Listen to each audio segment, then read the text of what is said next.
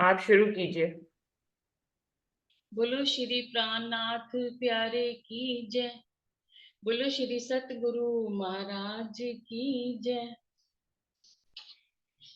साहिब दे हथ डोर असां दी, ज्यों रखे त्यों रहना है। साहिब दे हथ डोर असां दी, ज्यों रखे त्यों रहना है। दम दम गुजरे पिया हवाले, हक रजा बिच रहना है। साहिब दे हथ डोर असां दी, ज्यों रखे त्यों रहना है। दुनिया दे विच कुछ नहीं लभना, ए मरम जिन्ना पालिया। जीत गए ओ इश्क दी बाजी, दिल पिया नाल ला लिया। दिल पिया नाल ला लिया। गुजिया रमजा समझ पिया दिया, चुप चुपाते रहना है। दम दम गुजरे पिया हवाले, हक रजा विच रहना है। साहिब दे हथ डोरे असां दी, ज्यों रखे त्यों रहना है। ना गिला ना कोई उलाना, कोई शिकायत भी नहीं। दिल दलगीरी छड़ के जीना, हक रजा बिन कुछ नहीं। हक रजा बिन कुछ नहीं। जो पावे ओ करदा जावे, यही भरोसा रखना है। दम दम गुजरे पिया हवाले, हक रजा विच रहना है। साहिब दे हथ डोरे असां दी, ज्यों रखे त्यों रहना। आप बुलावे आप जगावे, आप ही सिरजन हार है। की होया की होना है सब, आप ही जानन हार है। आप ही जानन हार है। जो भी हक दिल विच है रचिया, सोई सब कुछ होना है। दम दम गुजरे पिया हवाले, हक रजा विच रहना है। साहिब दे हथ डोरे असां दी, ज्यों रखे त्यों रहना है। आप बुलावे आप जगावे, आप ही जानन हार है। आप ही मार मुकावे खुदी नू, तो खुदा नू मैं जान दी। तो खुदा नू मैं जान दी। जो भी हक दिल विच है रखिया, तो ही सब कुछ होना है। दम दम गुजरे पिया हवाले, हक रजा विच रहना है, साहिब दी हथ डोरी असां दी, ज्यों रखे त्यों रहना है। बोलो श्री प्राणनाथ प्यारे की जय। प्रणाम जी, धन्यवाद शशि दीदी। रंजना आप आ जाओ। जी दी प्रणाम जी, प्रणाम सुंदर साथ जी। श्री प्रणाम जी। वंदो सतगुरु चरण को, करूं सुप्रेम प्रणाम। अशुभ हरन मंगल करन, धनी श्री देव चंद्र जी ना। श्री प्राणीनाथ निज मूलपति, श्री मिहिराज सुना। तेज को वर श्यामा युगल को, पल पल करूं प्रणाम। पिया जी को पल पल करूं प्रणाम। बोलो श्री प्राणनाथ प्यारी की जय। बोलो श्री सतगुरु महाराज जी की जय। श्री राम रतन महाराज जी की जय। प्रणाम सुंदर साथ जी। आप सबके श्री चरणों में मेरा कोटि कोटि प्रेम। सुंदर साथ जी, महाराज जी की बेटी की विवाह का प्रसंग समाप्त हो गया था। अब महाराज जी कहते हैं कि मेरे को घर के रिश्तेदार और नाते काटने को दौड़ते थे। क्यों सुंदर साथ जी? एक सुंदर साथ जी ने ना बाद में एक प्रश्न भी पूछा था कि आप क्या कह रहे थे, पति पत्नी संपत्ति संपत्ति, वो सम्मति नहीं संपत्ति की बात हो रही थी।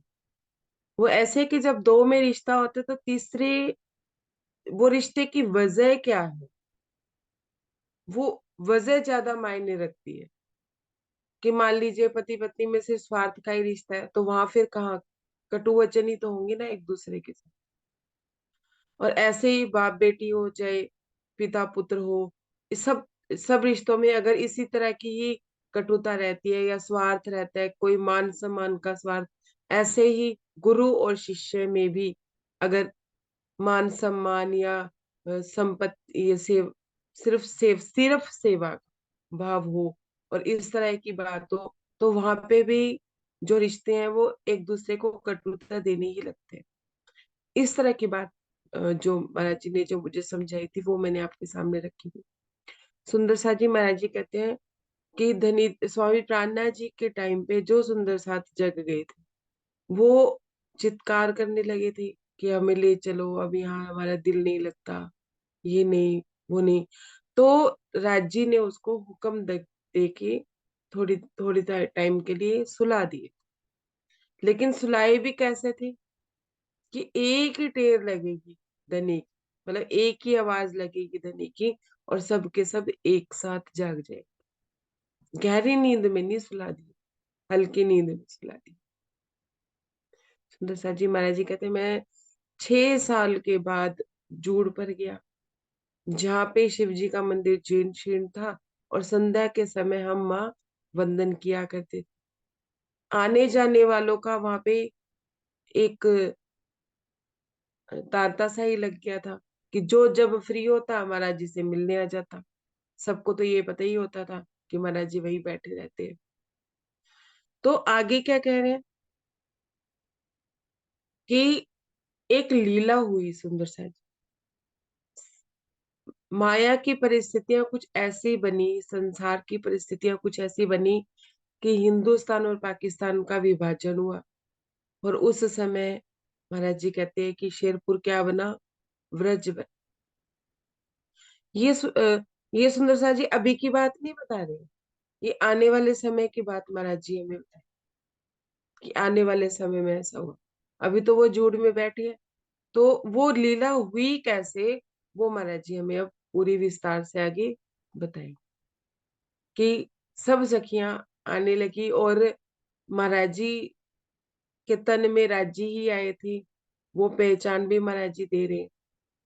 और क्या कह रहे हैं कि कुछ ऐसा हुआ परिस्थितियों में कि शकुंडल सखी का जुत भी आया, जुत को भी महाराज जी कहते हैं बुलाया गया और टेर टेर की आवाज लगाई गई। किस तरह से धनी ने किस तरह से अपनी रूहों को चुना, सुंदर साथ जी वो पढ़ते हैं आगे, पेज नंबर 228।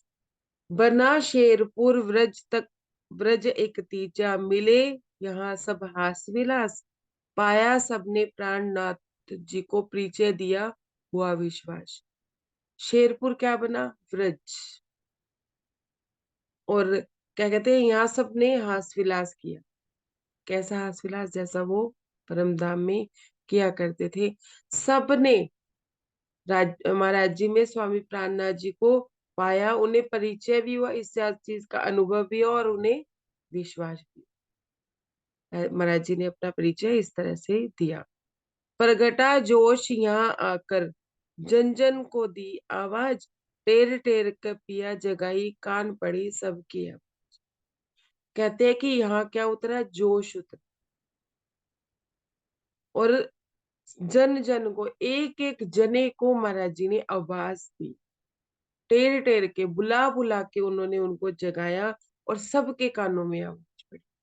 सुंदर सा जी, कहीं हम भी होंगे, हमारे कानों में भी पड़ी होगी, नहीं सुनी तो दोबारा आके बैठ गई।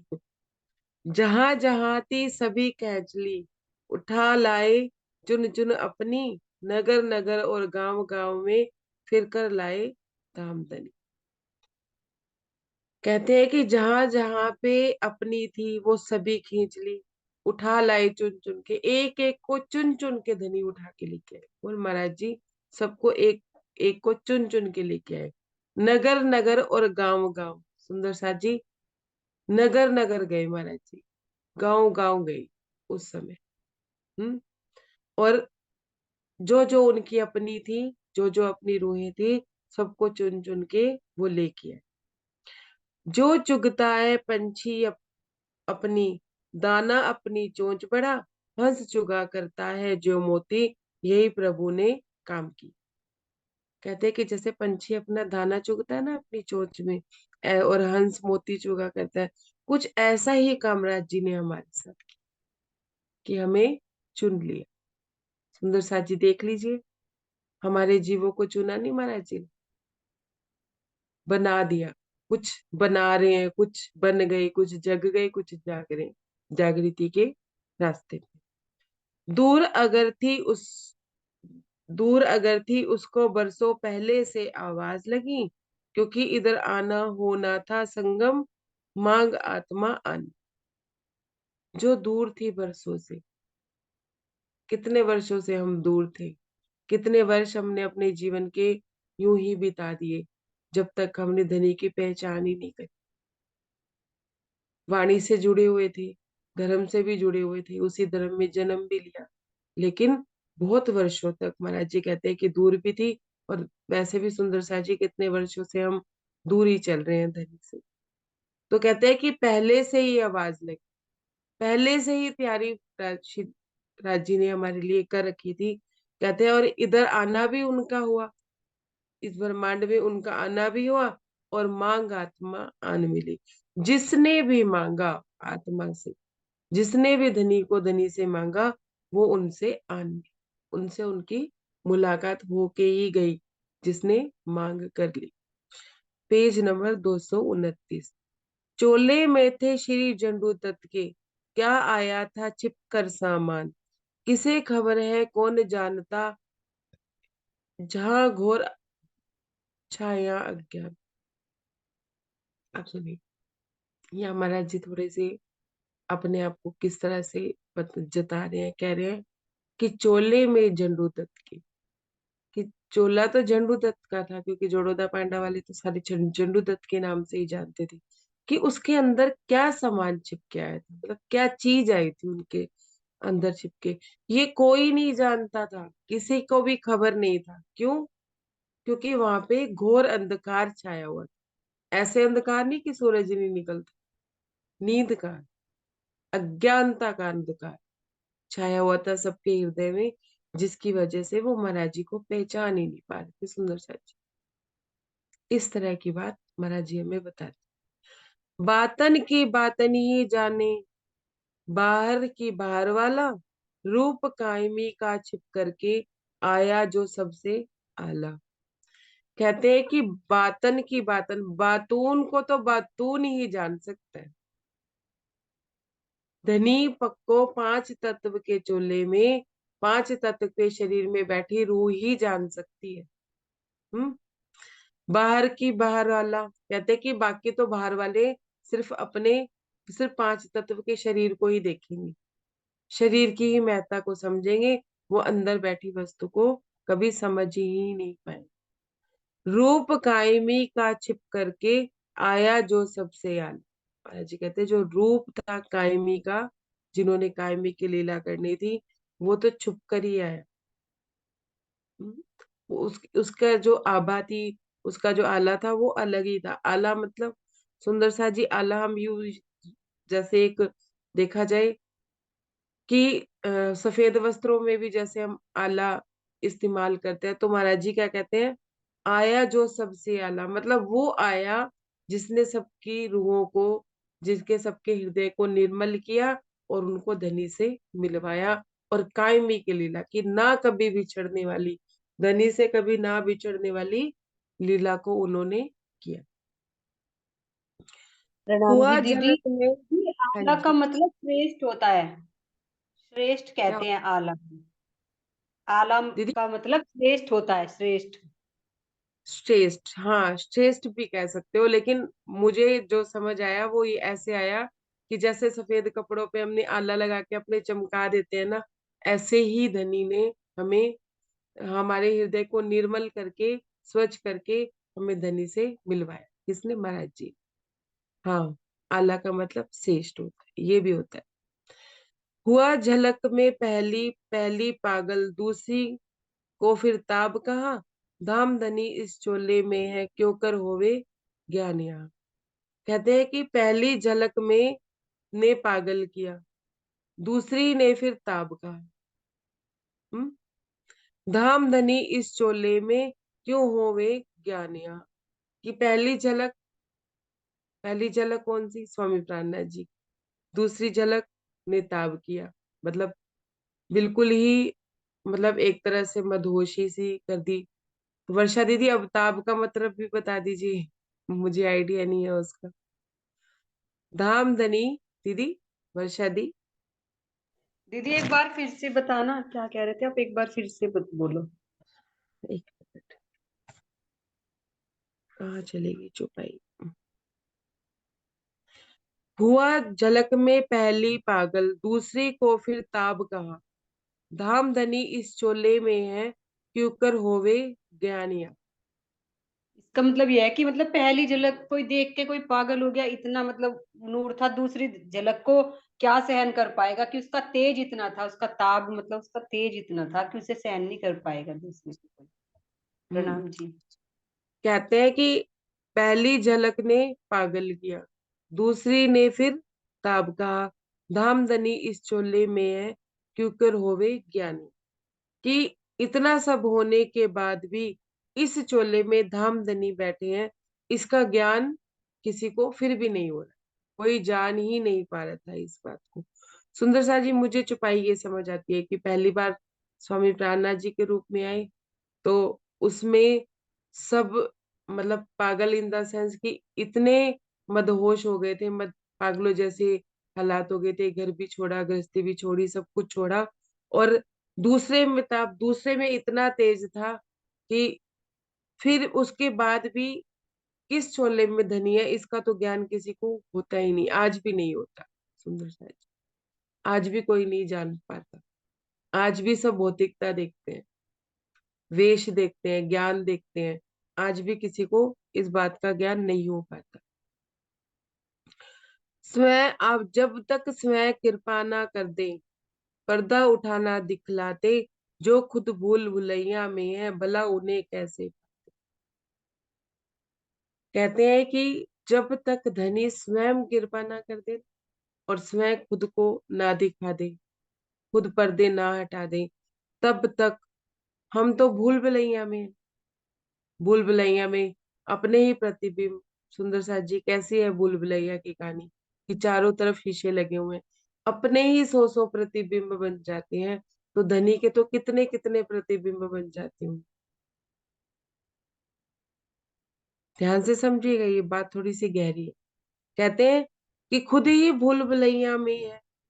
हम्म, भला उन्हें कैसे पाते, खुद के ही इतने इतने रूप, इतने इतने प्रतिबिंब उन्हें दिखाई दे रहे हैं भूल भुलैया में, वो धनी के प्रतिबिंबों में से बिंब को कैसे पहचान पाएंगे अगर धनी खुद ही ना, खुद ही पर्दे उनके आंखों के आगे से ना हटा दे।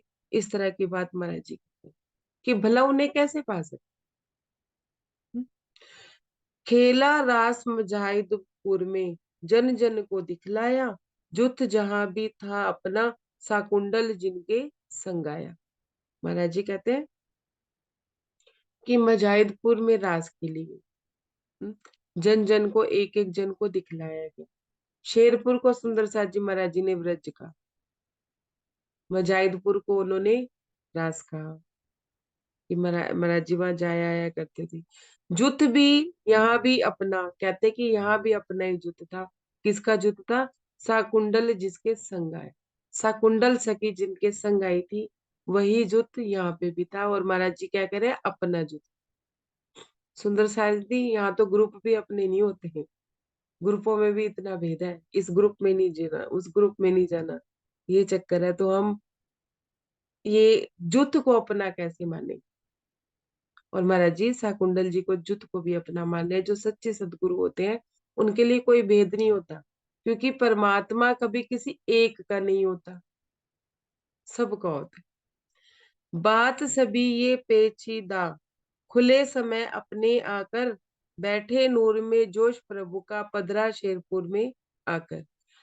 ये बात सभी के लिए पेचीदा होती है, वो कभी खुलती नहीं है। जब तक धनी खुद ना खोल दे अपनी ही बात को, तब तक कोई नहीं खोल सकता। महाराज जी कहते हैं बैठे नूर में जोश प्रभु का।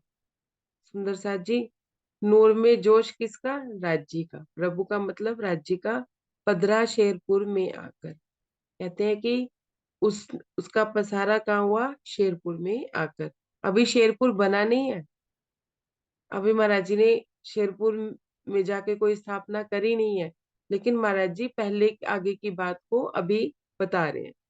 हमें सात इमाम के दिया फरिश्ता मर्द, कहते हैं उड़ावे पहाड़ सभी जड़ भूताना, भूताने से तो फरिश्ता कैसे कद, कहा गया है जोश मर्द का, इसी में ही इतनी सामर्थ। कहते हैं कि इमाम का जो फरिश्ता था, सुंदर सा जी थोड़ा समझाएंगे, मुझे ये लाइन नहीं समझ आई क्योंकि मैं थोड़ा सनंद में कमजोर हूँ। कह रहे हैं हमें साथ इमाम के दिया फरिश्ता मर्द। वर्षा दी, समझ आ रही है कोई बात? नहीं दीदी, मुझे नहीं आ रही है। कोई बात नहीं, कर देंगे क्लियर अगर जो राजी मुझे चाहेंगे। ना थोड़ा ध्यान आ रहा है इसमें ना, ताब का अर्थ जोश नहीं, तेज नहीं आएगा, हिम्मत आएगा कि अब दूसरी को समझने की किसी में हिम्मत ही कहाँ है। दूसरी को ताब कहाँ है, मतलब पहली में तो झलक में पागल ही हो गए, और दूसरी को समझने की किसी में हिम्मत नहीं है कि समझ पाए हम्म, कि क्या इसमें आया है उधर के चोले। हाँ, प्रणाम जी। धाम जी इस चोले में है, ये ज्ञान तो राजी ही हाँ दिलवा सकते हैं। हाँ, हम इसमें रुए किसी की नहीं जान। हिम्मत नहीं है, इतनी हिम्मत नहीं है किसी के अंदर कि कोई समझ सके। राजी खुद किसी को समझाए तो वो समझ सकता है, अपने आप से नहीं कोई समझ सकता।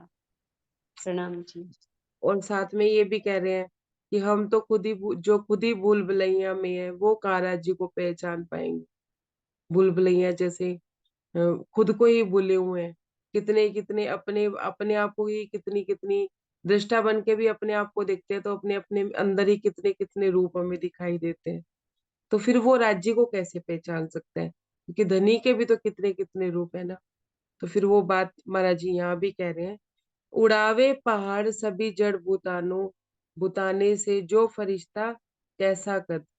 मुझे यहाँ ये बात समझ आ रही है, जो माया के पहाड़ों को जैसे उड़ावे पहाड़ सभी जड़, मतलब जो माया के पहाड़ों को जड़ जड़ से ही उठा दे, बुताने सो तो फरिश्ता कैसा कद, उस फरिश्ते का कैसा कद होगा। सुंदर सा जी कुछ बात, इसको कल भी ले सकते हैं अगर अभी बात समझ में नहीं आ रही तो आगे बढ़ते हैं। दीदी कहा इसमें ना गया एक है चीज मुझे समझ में आ रही है, प्रणाम जी। दी जैसे प्राणनाथ जी के साथ महाराजा छत्रसाल जी आए थे ना, और इसमें शाकुंतल के युद्ध के बारे में भी बताया गया है, उन्हें ही मर्द कहा गया है। तो इसमें मतलब जो रामरतन महाराज जी आए हैं उनके साथ कोई और भी आया है। मुझे ऐसा लगता है कि इस तरह से संकेत में कुछ बात कही गई है, क्योंकि उन्होंने मर्द, शाकुंतल सखी को ही कहा गया था ना कि होसी कोई मर्द मर्द का चेला। तो प्राणनाथ जी के साथ शाकुंतल सखी आई थी, तो इस तरह से रामरतन महाराज जी के साथ भी कोई इस तरह से आई हुई है सखी, उसे कुछ इशारे में कही गई है बात। जैसे उन्होंने पीछे कहा कि जुत यहाँ भी था अपना शाकुंतल जिनके संग आया, कि जिनके संग हाँ में जी, शाकुंतल आया, तो शाकुंतल। हो सकता है। अब जैसे एक चौपाई भी आती है ना कि जो स्वामी प्राणनाथ जी पे अपना ईमान लेके आएगा, छत्ता उनके ऊपर कुर्बान हो जाएगा, ऐसी ऋषि चौपाई। प्राणनाथ जी के दिल पर जो कोई लावे ईमान, छत्र साल तिन ऊपर तन मन धन कुर्बान। ये आती है एक चौपाई।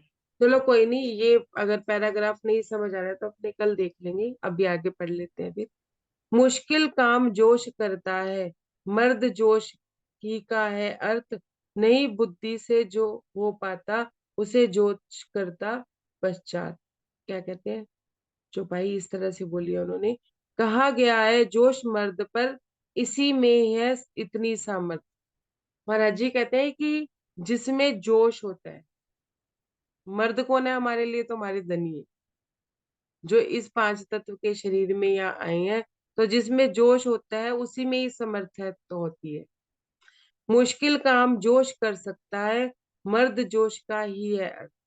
कि जो मुश्किल से मुश्किल काम भी है ना, वो जोश में हो जाता है ना सुंदर साची, जोश में, कि जोश में हम कोई भी काम कर देते हैं।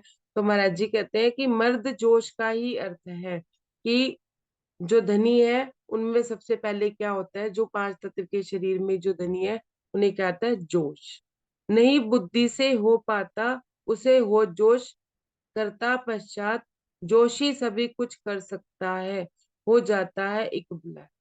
कहते हैं कि जो बुद्धि से नहीं हो पाता ना, बुद्धि से हम जिस बात को नहीं समझ पाते और कर भी नहीं पाते, वो बात जोश में अपने आप समझ भी आ जाती है और हो भी जाती है। जोश में कह रहे हैं सुंदर साथ जी, गुस्से में नहीं कह रहे। जोश और गुस्से में अंतर है। जोश में भी होश होता है, गुस्से में होश नहीं होता है। यहाँ मतलब कुछ ऐसा अर्थ ना लगा लीजिएगा। तो कहते हैं जोश सभी कुछ कर सकता है, हो जाता सब कुछ भला। जब जोश चढ़ता है, जब जोश होता है, तो सब कुछ, जो बात नहीं भी कहनी होती वो भी कही जाती है, लेकिन होश में। वाणी में सब खुला पड़ा है, किंतु छुपा है फिर भी सब, जिसकी पास कृपा हो समझ ले, अन्य ना समझेगा। महाराज जी कहते हैं कि वाणी में सब खुला पड़ा, एक एक भेद वाणी में खुला पड़ा, लेकिन फिर भी कुछ छिपा हुआ है सुंदर सा। क्यों छिपा हुआ है, क्या जिस पे कृपा होगी ना, वही उस भेद को समझ पाएगी कि वाणी में क्या छिपा हुआ है और क्या भेद है जो वाणी में धनी ने एक एक भेद को खोल दिया। इस तरह की बात महाराज जी बोलते हैं। सुंदर साथ जी, ये बात तो सही है कि हम वाणी के पास जाते ही किस लिए, भौतिकताएं पूरी करने के लिए, लेकिन उसमें छिपा क्या हुआ है, ये राज्य की कृपा से ही समझ आता है कि उसमें रास्ता छिपा हुआ है धनी तक पहुंचने, धनी से मिलने का रास्ता छिपा हुआ। मगज जो मुसाफ का, जाहिर किया छिपाए, गाया खुश आवाज सो, कोल सिर चढ़ाए। कहते हैं मगज जो मुसाफ का, जो मुसाफ का जो मगज मतलब धनी का जो हृदय, हृदय की सारी बातें वाणी में खोल दी है, लेकिन जाहिर किया छिपाए। जाहिर तो सारी बातें हो गई हैं वाणी, एक एक बात जाहिर हो गई, लेकिन फिर भी धनी ने कुछ छिपाया। ऐसा समझ लीजिए कि फूल की खुशबू को देख के हम उनके पास जाएं और हमें शहद ही मिल जाए,